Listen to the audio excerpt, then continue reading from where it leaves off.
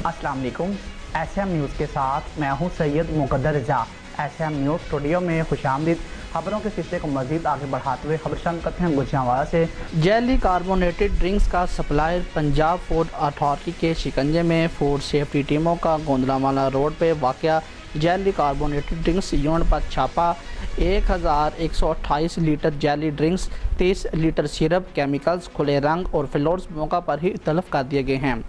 Supply करने वाली गाड़ी 1220 खाली बोतलें, 43 किलो जैली लेबल, 7 मशीनें, सिलेंडर और मोटर को भी जब्त कर लिया गया है। खुले रंग, केमिकल्स और नाकिस पानी से जैली बोतलें तैयार की जा रही थीं।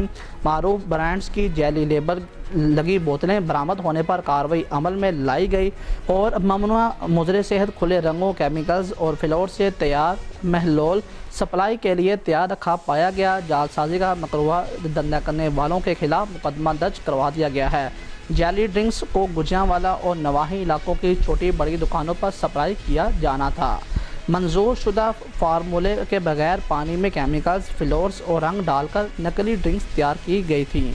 जैली ड्रिंक्स का इस्तेमाल मैदा और गुर्दों की बीमारियों में मुब्तला कर सकता है। मिलावट और जालसाज माफिया के खिलाफ ज़ीरो टॉलरेंस पॉलिसी के तहत काम कर रहे हैं। ज़्यादा मुनाफा की लालच इंसानी सेहत से खेलने वाले इंसानियत के बड़े दुश्मन हैं।